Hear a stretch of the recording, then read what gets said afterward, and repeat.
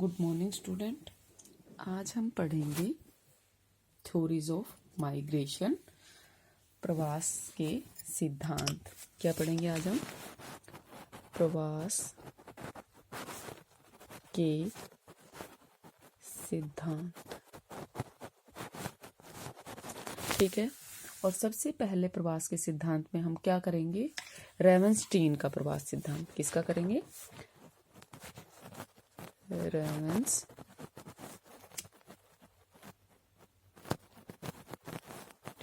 ठीक है, इसकी हम पढ़ेंगे। तो ये जो प्रवास का सिद्धांत है, प्रवास का सिद्धांत कब आया था? 1960 में। ठीक है, 1960 के दशक में भूगोल में जब मात्रात्मक क्रांति आई तो उसके परिणाम स्वरूप जो भूगोलवेत्ता है उन्होंने कुछ सिद्धांत दिए और कुछ मॉडल का निर्माण किया। ठीक है, और उनमें से जो प्रवास है, जनसंख्या का प्रवास का जो नियम है, इसे अगर हम कहें कि नियमों में बांटना एक बहुत ही कठिन कार्य था कि भाई इसके बारे में कोई नियम दिए जाएं, क्योंकि ये प्रवास तो जब से मनुष्य है तब से चलता आ रहा है। ठीक है, लेकिन फिर भी बहुत सारे ऐसे वैज्ञानिक हुए हैं, जैसे रेवनस्टीन है, ली है, स्टोफर है, जिफ है। ठीक है, इन्होंने कोशिश की और इन्हीं की कोशिश के आधार पर कुछ नियम दिए गए हैं, कुछ लॉज दिए गए हैं, कुछ सिद्धांत, कुछ थ्योरीज बनाई गई हैं। ठीक है, जिनका जो हम अब पढ़ेंगे। ठीक है, तो सबसे पहले है रेवनस्टीन लॉज ऑफ माइग्रेशन, रेवनस्टीन का प्रवासन सिद्धांत। तो जो रेवनस्टीन है, ये जो रेवनस्टीन है, इन्होंने सबसे पहले प्रवास का सिद्धांत प्रस्तुत किया। सबसे पहले इन्होंने प्रवास के बारे में बताया और इन्होंने इस सिद्धांत को प्रस्तुत किया था 1885 में। ठीक है, 1885 में इन्होंने इस सिद्धांत को प्रस्तुत किया। रेवनस्टीन ने जो ये प्रवास दिया, इसका कारण इन्होंने आर्थिक कारण बताए। ठीक है, कारण, आर्थिक कारण कौन कौन से होते हैं ये आप पहले ही कर चुके हैं। ठीक है, आपको बता चुकी हूँ आर्थिक कारण जनसांख्यिकी के, ये अब आपको क्लियर हो जाना चाहिए कि कौन से। तो रेवनस्टीन ने क्या कहा कि जो सर्वाधिक प्रवास होता है, ऐसा नहीं है कि उन्होंने दूसरे पक्ष को नकार दिया, लेकिन फिर भी उन्होंने कहा कि जो सबसे ज्यादा प्रवास होते हैं वो किस कारण से होते हैं? आर्थिक कारण से होते हैं।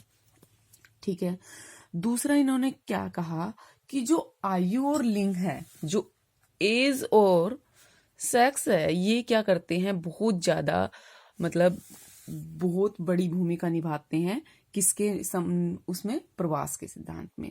आप देखिए, जैसे युवा लोग क्या करते हैं? ज्यादा प्रवास कर लेते हैं। ठीक है, और जेंट्स जो होते हैं वो ज्यादा प्रवास करते हैं बजाय लेडीज के। ठीक है, तो यही इनके सिद्धांत में इन्होंने बताया। ठीक है, इन्होंने कहा कि युवावस्था में क्या करते हैं लोग? अधिक प्रवास करते हैं। और इन्होंने प्रवासन के जो विभिन्न चरण हैं और विभिन्न सोपान है वो भी बताए। उन्होंने बताया कि जो प्रवास है वो चरणों में होता है। ठीक है, जैसे पहले लोग क्या करते हैं? गांव से छोटे नगरों में गए और फिर छोटे नगरों से बड़े नगरों में गए। ठीक है, ये कैसे गए, क्या होता है, ये आप पहले कर चुके हैं। सिर्फ आपकी वो सब सारी चीजें आपको पहले इसलिए करवाई गई थी ताकि आप थ्योरीज को अच्छे से समझ सके। ठीक है, तो क्या होता है? गांव, पहले लोग गांव में रहते हैं, गांव से छोटे नगर गए और छोटे नगर से बड़े नगरों में गए। क्यों गए? उनकी एजुकेशन भी हो सकता है, उस मामले में बच्चों की एजुकेशन के लिए चले गए, या फिर रोजगार के लिए चले गए, या फिर और भी बहुत कुछ कारण हो सकते हैं। ठीक है, इस प्रकार जो छोटे नगरों में प्रवास द्वारा पैदा की गई थी, जो रिक्त स्थान की पूर्ति थी, जो भरी गई थी, वो क्या करती है? वो मतलब चलती रहती है। जैसे अब मान लीजिए ये एक गांव है। ठीक है, ये एक छोटा शहर है और ये क्या है? बड़ा शहर है। यहां से एक एक सिंगल पर्सन को लगा के चलो, एक आदमी गया, वो यहां पर आ गया। ठीक है, अब यहाँ पर आ गया, यहाँ से क्या हो गया? वो चला गया। तो यहाँ तो क्या हो गई? जनसंख्या कम हो गई, लेकिन यहाँ क्या हुई? जनसंख्या बढ़ गई। फिर वो आदमी कहाँ चला गया? बड़े नगर की ओर चला गया। तो यहाँ पर क्या हो गया? जनसंख्या बढ़ गई और यहाँ पर जनसंख्या कम हो गई।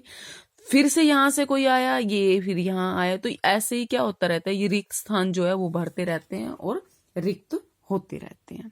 ठीक है, अब इन्होंने कहा रेवनस्टीन का सिद्धांत है वो समय की कसौटी पर, मतलब टाइम के अकॉर्डिंग अगर देखा जाए तो वो खरा है। ठीक है, प्रायर ने, एक प्रायर वो थे, नवोदय थे। प्रायर ने क्या कहा 1969 में कि मलेशिया और अन्य देशों में प्रवासन के दौरान इन सिद्धांतों को क्या बताया, तर्कसंगत बताया। किसको? सिद्धांत को, रेवनस्टीन के सिद्धांत को। अब ये तो था रेवनस्टीन ने कब दिया कब नहीं दिया। अब रेवनस्टीन के सिद्धांत में आता क्या क्या है भाई, क्या है रेवनस्टीन का सिद्धांत, ये कब किया, कैसे किया, ये सब बताया है।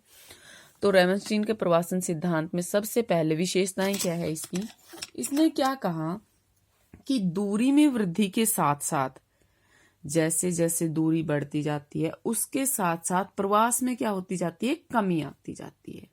ठीक है, जैसे जैसे दूरी बढ़ती जाएगी प्रवास क्या होता जाएगा, कम होता जाएगा। मतलब इन दोनों में, दूरी में और प्रवास में क्या होता है, विपरीत संबंध होता है। ठीक है, इसका मतलब ये है कि कम दूरी पर तो लोग क्या करते हैं, अधिक प्रवास करते हैं, और अधिक दूरी पर लोग कम प्रवास करते हैं। ठीक है, आई होप आपको समझ में आ रहा होगा, क्योंकि फॉर एग्जाम्पल आप लगा लीजिए, आपको एक किसी दूर के शहर से अपॉर्चुनिटी मिली है, एक पास के शहर से अपॉर्चुनिटी मिली है। भले ही आप क्या करते हैं, आपको जहां दूर वाले उससे अपॉर्चुनिटी मिली है वो आपके घर से बहुत ज्यादा दूरी पर है और वहां आपकी सैलरी भी ज्यादा है, लेकिन फिर भी आप प्रायोरिटी किसको देंगे, जो आपके घर के पास है। ठीक है, अपवाद हर जगह मिलते हैं, ऐसा नहीं है कि आप कह दो कि नहीं मैम हम तो वहां जाएंगे, ये कोई बात नहीं है। ठीक है, लेकिन प्रायोरिटी हम किसको देते हैं, जो हमारे घर के समीप होते हैं। ठीक है, तो दूरी, जैसे जैसे दूरी बढ़ती जाती है प्रवास क्या होता जाता है, कम होता जाता है। अब आप देख लीजिए ना, प्रवास फॉरेन में ज्यादा होता है या अपने देश में ज्यादा होता है, अपने देशों में ज्यादा होता है।